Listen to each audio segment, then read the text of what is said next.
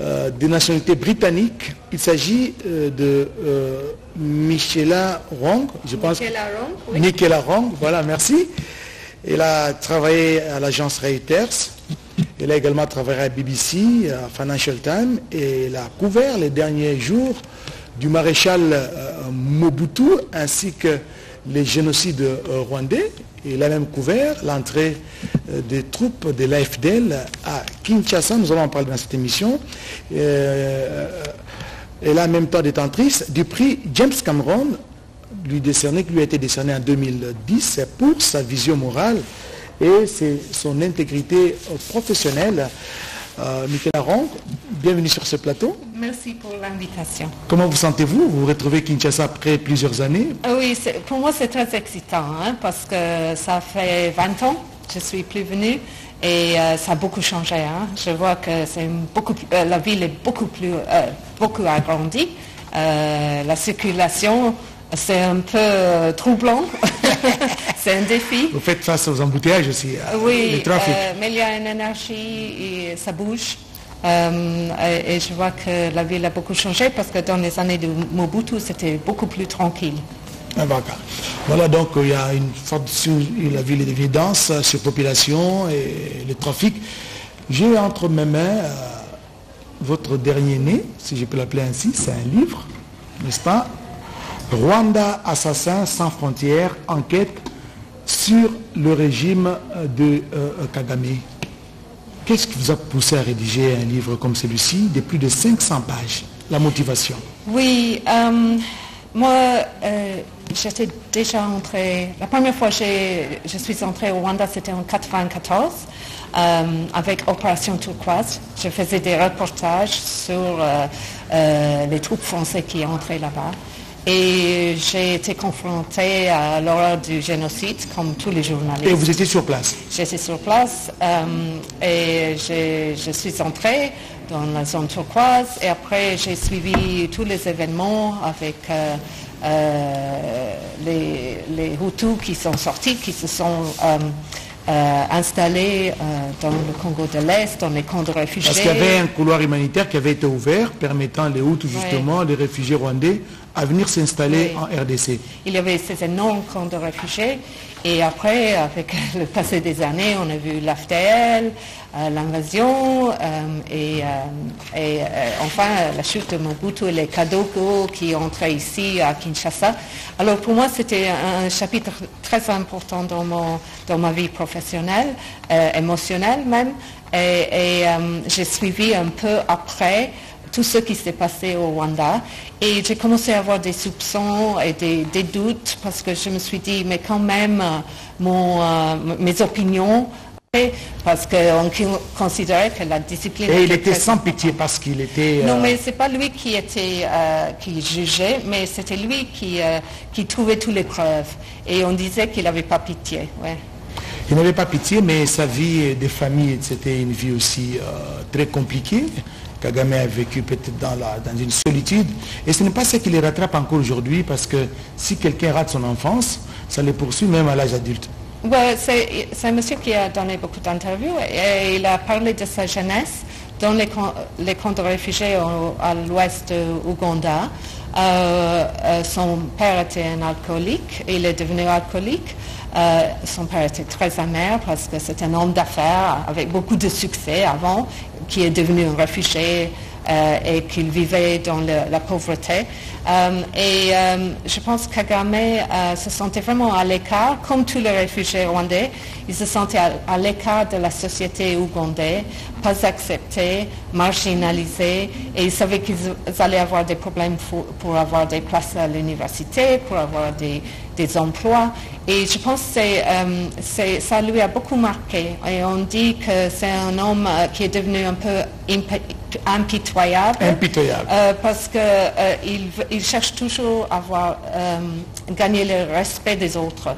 Il veut absolument... En faisant un forcing, parfois en utilisant la vengeance en même temps. Oui, parce qu'il a absolument besoin qu'on reconnaisse son importance, parce qu'il a été ignoré quand il était enfant. Oui, puisque nous parlons justement de ces livres, un gros livre de 500, plus de 500 pages, nous sommes à 542, c'est quand même beaucoup, c'est énorme, et vous l'avez subdivisé en 4 parties, et la première partie, vous la nommez la corde. Oui. C'est en référence à quoi? Bon, la corde, c'est une référence à l'instrument qui a été utilisé pour tuer Patrick Karegeya, l'ancien chef des renseignements rwandais, parce qu'il est entré dans la chambre d'hôtel, le Michelange, qui est un des hôtels les plus connus à Johannesburg. Et on a pris la corde du Nous sommes à Sandton City, à oui. Sandton, la ville de Sandton. Oui, oui c'est exactement ça. Et on a utilisé cette corde pour lui étrangler. Alors j'ai commencé comme ça. Il faut dire que c'est un ouvrage qui est assez long, mais on me dit que ça se lit facilement, parce qu'il y a un aspect de polar sur cette histoire, parce que c'est vraiment une histoire un thriller, quoi, des agents secrets, des espions, des assassinats à l'étranger, des escadrons de mort qui sont envoyés à l'étranger par le régime à Kigali. Alors je pense que quand même, oui, c'est un livre solide, mais ça se lit facilement. Et la deuxième partie, et vous parlez justement de l'adolescence dans les FPR. Il se démarque par l'espionnage de ses amis et il tue même ses propres frères, ses propres hommes. Bon, je parle de la U, qui était un instrument utilisé dans le NRM quand on avait des espions pour éliminer. C'était un groupe de rebelles, ils étaient en cachette dans le maquis. Pas loin de Kampala, alors on utilisait la U pour éliminer les espions et les agents les soupçonnés. Et ce qu'on a vu après, c'est que le FPR a utilisé la U beaucoup aussi, parce que c'est une manière silencieuse d'éliminer les gens. Si on utilisait un fusil, on peut entendre ça. Est-ce que vous avez eu des difficultés pour accéder aux sources, à certaines sources dans la rédaction de cet ouvrage? Oui, bien sûr. Il faut dire que moi, beaucoup de gens que j'ai interviewés à la fin de notre entretien, ils ont dit il ne faut jamais me citer, il ne faut jamais laisser voir ou donner le moindre soupçon de qui je suis. Parce que ou c'était des gens qui habitaient en Ouganda, ou c'était des personnes qui avaient des liens toujours avec le Rwanda, peut-être ils avaient des amis, de la famille, des propriétés au Rwanda, et ils savaient que si eux, ils étaient cités dans mon livre, ils allaient avoir des problèmes avec le régime actuel. Avez-vous déjà été inquiété ou menacé par téléphone ou comment à la sortie de ces livres, Rwanda Assassins sans frontières? Vous parlez des assassins sans frontières, vous avez parlé d'un escadron justement, des morts qui sillonnent à travers le monde pour régler des comptes, c'est-à-dire qui sont contre les régimes de Kagame.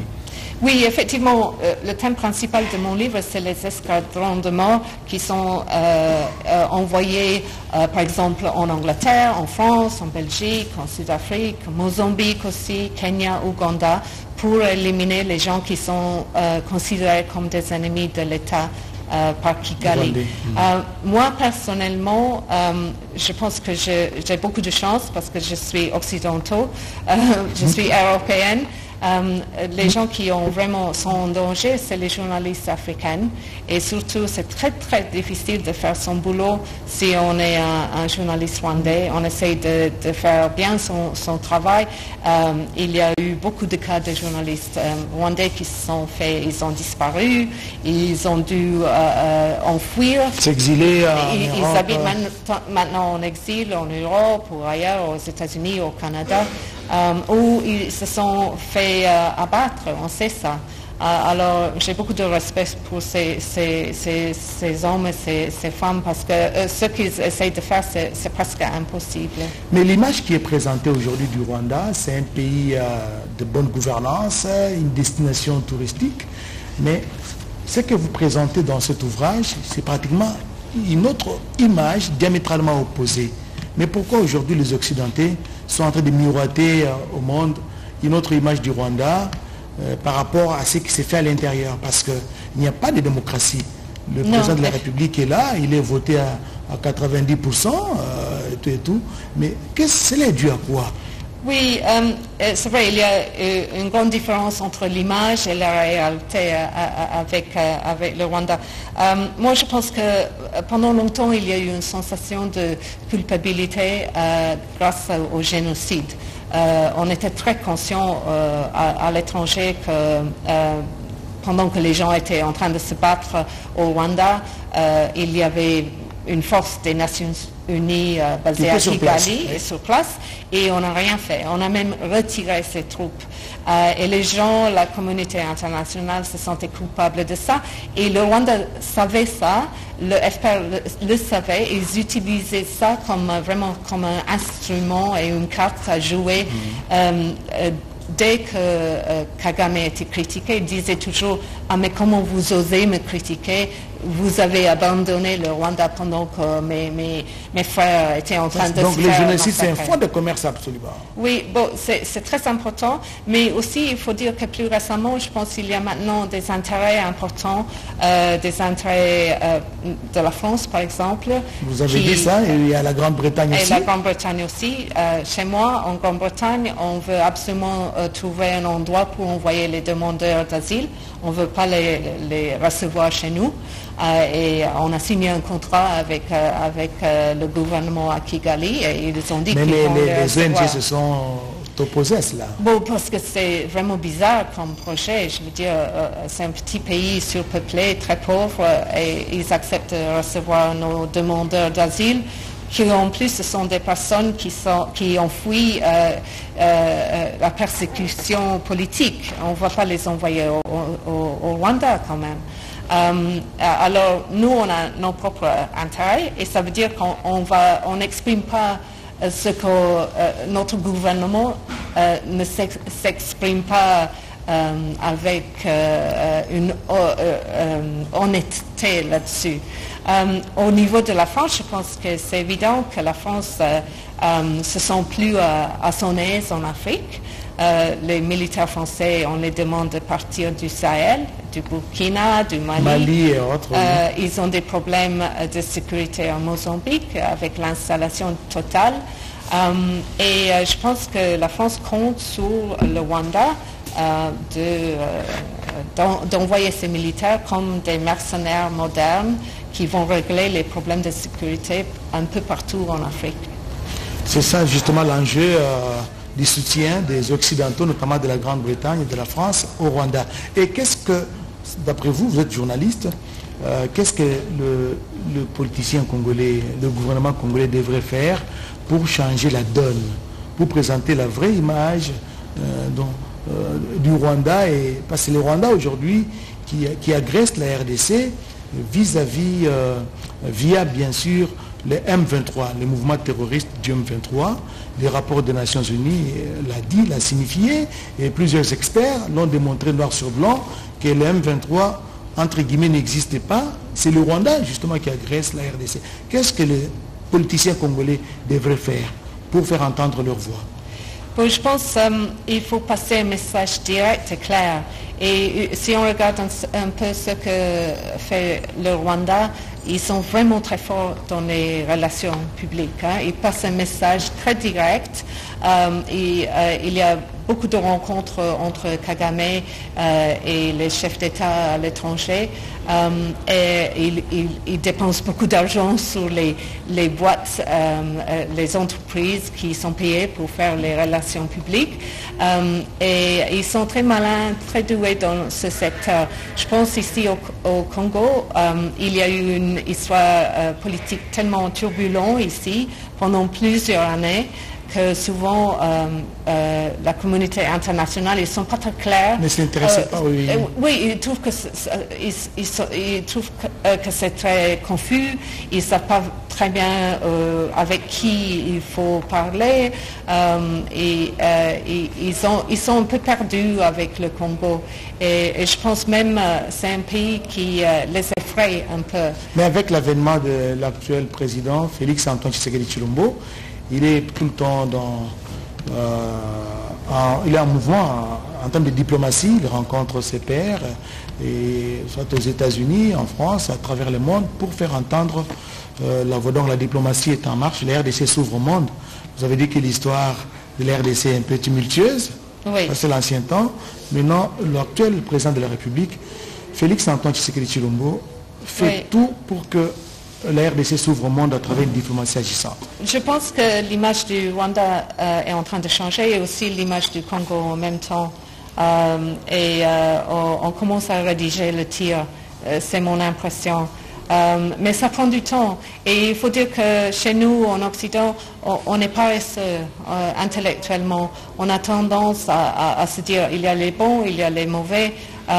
Et après, on identifie les partis. Et après, on ne veut plus changer l'impression, la perspective. On reste toujours sur les mêmes impressions, les mêmes perspectives. On reste figé. Alors, troisième partie de votre livre, vous parlez, vous l'intitulez « Les fusils ». Oui. Pourquoi? Oh non, juste parce que je pense que l'histoire des Grands Lacs a été tellement violente qu'à un certain moment, il y a eu tellement de bouleversements violents dans la région. Premièrement, il y a eu l'invasion du Rwanda par le FPR dans les années 90. Après, il y a eu la chute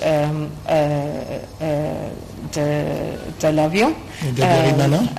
Et après, on a vu que le génocide s'est déclenché.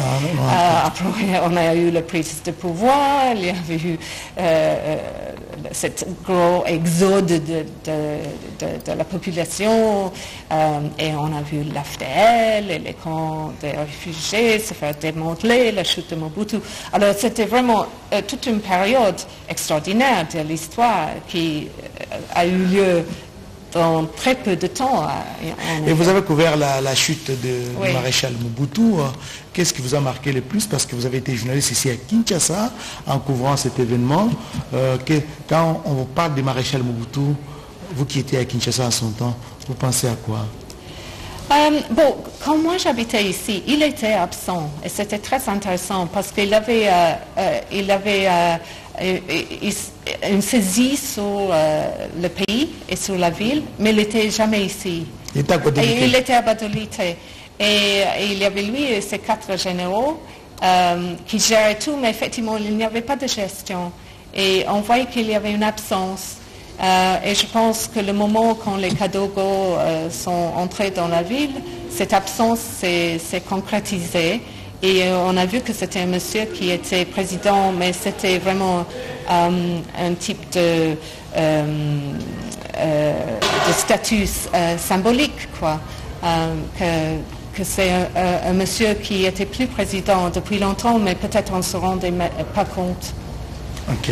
Et l'entrée de l'AFDL, des troupes de l'AFDL, les troupes de l'AFDL vous ont trouvé ici à Kinshasa. Oui. Vous aviez peur parce qu'on pensait à l'hécatombe. Il y avait une grande tension, tous les Kinois vont se rappeler de cette période. Mais quand ça a eu lieu, il y a eu un gros soulagement parce qu'on a fait le soft landing et je pense les Américains, le gouvernement américain et le général Mayele à l'époque. On parle de soft landing, donc un bon atterrissage. Hein? Oui, le bon atterrissage, le général Mayele, l'AFDL, les Américains, ils ont un peu organisé ça. Alors il n'y a pas eu de massacre à Kinshasa et il y avait on avait une sensation de soulagement. Ok, ça c'est vraiment de l'histoire. Nous sommes en train de terminer cette émission, cette interview. La dernière partie de votre livre, vous l'avez intitulé « Le missile ». Vous voulez faire allusion, vous faites allusion à l'avion d'Abiyarimana qui avait été abattu ou à d'autres faits? Oui, moi, ce n'est pas un livre sur l'avion, parce que je pense qu'il y a eu beaucoup de journalistes et beaucoup d'écrivains qui ont écrit sur cet avion, la descente de l'avion, mais quand même, je ne pouvais pas l'ignorer non plus. Et Karegeya, M. Patrick Karegeya, lui, il disait, quand il était en exil, il admettait que c'était l'FPR qui l'avait fait, qui était responsable. Et moi, j'ai trouvé que c'était intéressant, que j'ai fait beaucoup d'interviews avec les gens qui appartenaient au FPR. Et il y avait plusieurs de dirigeants, anciens dirigeants du FPR qui m'ont dit, oui, effectivement, c'est nous qui l'avons fait. Et ces mêmes personnes ont donné des témoignages à la justice française. Ils sont allés là-bas pour signer des déclarations. Et quand même, on a déclaré un non-lieu. Alors, je pense que la justice française a décidé qu'elle ne veut plus en savoir. Et ils veulent... parce qu'il y a maintenant un soutien de la France pour Kagame, ils ne veulent pas admettre que c'est possible que le FPR est responsable de la chute de cet avion. Et pourquoi la France impose la démocratie dans certains pays, mais dans d'autres, elle ferme les yeux? Bon, il y a un mot pour cela, c'est le realpolitik, et ce n'est pas nouveau. Je veux dire, on a vu ça pendant des années, des décennies. Et après tout, il faut se rappeler que Mobutu, quand il était en place, une des dernières personnes qui le visitait à Kamchachi, moi je me rappelle très bien, j'étais là-bas, c'était l'ambassadeur de France qui le visitait quand il était là avec sa famille. Il était sur le point de partir et l'ambassadeur français, c'était une des dernières personnes dans laquelle il avait confiance. Et il y avait les Américains qui disaient il faut partir et les Français qui disaient non, non, ça va encore aller. Alors je pense que ce n'est pas nouveau. Et c'est une erreur, mais ce n'est pas nouveau. Nous sommes en train de terminer. Peut-être une dernière question qui me taraude l'esprit. Au début, parce que la guerre d'agression, la guerre qui sévit en République démocratique du Congo, surtout dans sa partie Est, ça fait pratiquement plus d'un quart de siècle, plus de 25 ans. L'Est de la RDC est devenu le ventre mou. Sur le plan de la sécurité, alors tout commence par là, il y a des mouvements, beaucoup de groupes armés, une centaine au Nord Kivu, en Ituri vous avez les Codeco, vous avez FPIC, d'autres groupes armés locaux. Mais je voudrais savoir, parce que le Rwanda justifie son invasion RDC à la recherche, à la poursuite de FDLR. Des Hutus. Oui. Mais aujourd'hui, ce n'est plus les FDLR, ce sont les minéraux qui sont en train de rechercher. Bon, le FDLR, ça existe, mais ce n'est pas comme avant. Il y avait un moment où c'était vraiment une menace pour le Rwanda. Ils attaquaient en continuation et c'est pour cela que le FPR a démantelé les camps dans les années 96-17. Mais maintenant, on pense même que ce mouvement, c'est peut-être entre 600 personnes et 1000 personnes. Alors, ce n'est pas une vraie menace. Alors, oui, il y a des intérêts des minéraux, mais pour moi, ce n'est pas la vraie raison. Je pense que quelquefois, on parle un peu trop de ça. Pour moi, c'est plutôt politique et stratégique. Pour moi, la question, c'est que Kagame, et à un certain moment, il se sentait dépassé et exclu par cet accord entre le RDC et l'Ouganda au niveau de commerce, de routes, de construction, et il n'aime pas ça. Il veut absolument faire voir que c'est lui le plus important. Il est incontournable. Et alors, il sème le désordre à travers le M23 et on sait bien qu'il fait cela parce que les Nations Unies ont publié un rapport qui le dit clairement, les Américains l'ont dit, même les Français ont admis ça, les Espagnols, les Allemands. Même si sur le terrain ils ne font rien. Bon. Oui, ils ne font rien, mais ils le savent.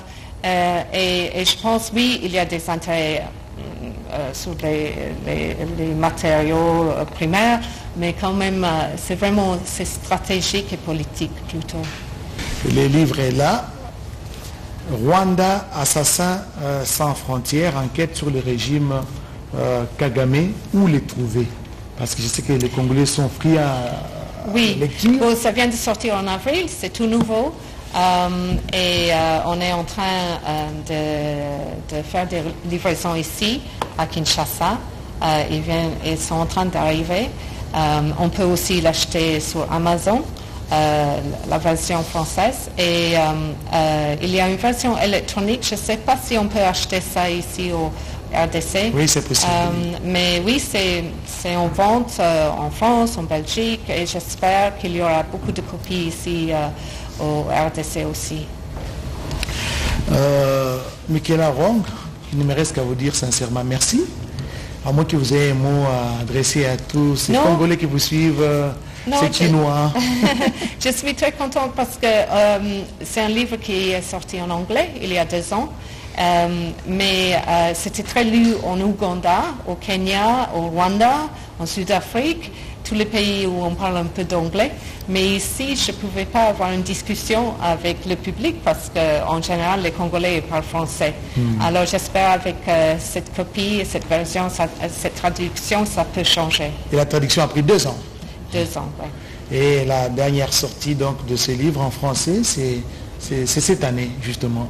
C'est en avril. En avril 2023. Mesdames, Messieurs, merci de l'attention que vous avez daigné nous accorder dans cette tranche d'émission, dans ce magazine politique, questions d'actualité. Merci à Michaela Rong. Merci pour l'invitation. Merci à vous tous et excellente journée à tous. Bye.